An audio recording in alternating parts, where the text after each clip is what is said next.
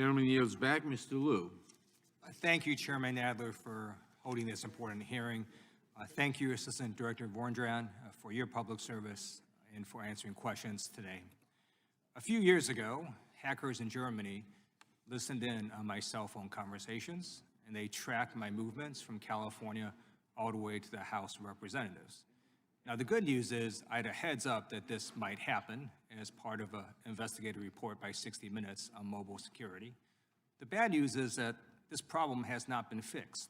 It's known as the Security System Number 7 flaw, also known as SS7 for short, and actually stands for Signaling System Number 7, and it allows foreign governments and hackers to access your cell phone data, exploiting a loophole in our wireless systems.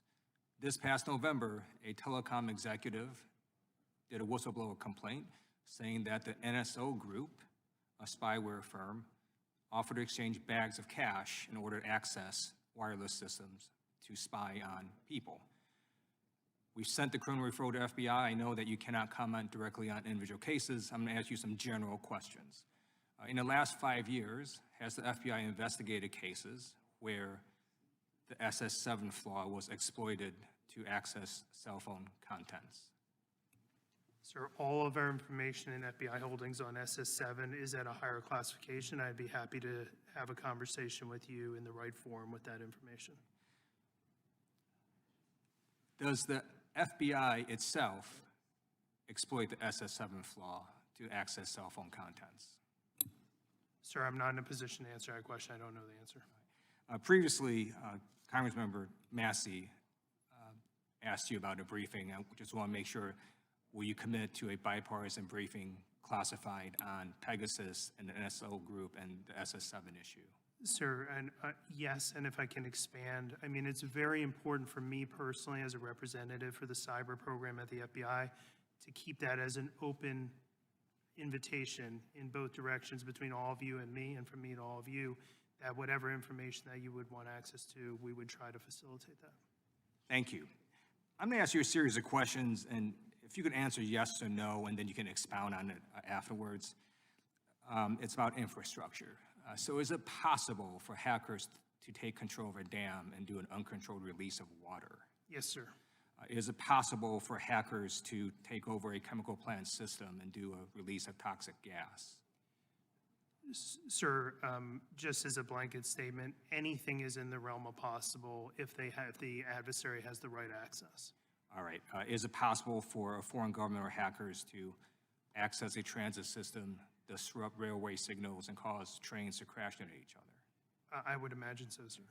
Is it possible for a foreign government or hackers to access an air traffic control tower or airplane guidance systems and cause planes to crash? I don't know that answer, sir. Okay. Is it possible for foreign governments and hackers to access a wastewater treatment facility and cause a release of harmful chemicals into the water? To the best of my knowledge, yes, sir. Okay. All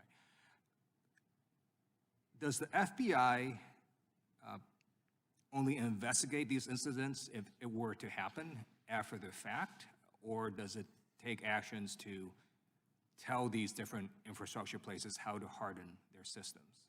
So when you look at the evolution of the U.S. government in this space since mid-2018, when CISA in its current form came into what we know today, I would divide it into two tiers. When you look at the FBI role as defined in PPD 41, it's largely what we would call threat response. That's the term used in the documentation.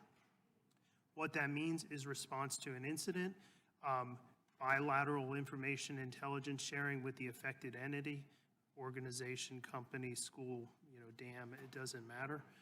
CISA would be there primarily to deal with the net defense remediation side, and that's what's termed in PPD 41 as asset response. So I would look at it as what is on the operational investigative side, that's the FBI. What is on the net defense asset recovery side, that's CISA's responsibility. But the information sharing and what investigatively can inform net defense or what on the net defense side can inform investigation is very synonymous.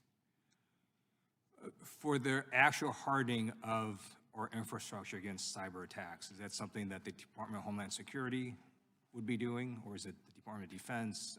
So The answer is both, depending on the critical infrastructure sector. So obviously, within the defense industrial base, DoD would have a very, very significant role in that. But within the traditional 15 critical infrastructure sectors as defined in CIS's mission statement, they would largely be on point for the hardening, what we would call resiliency net defense side. Thank you, and I yield back. The gentleman yields back. Mr.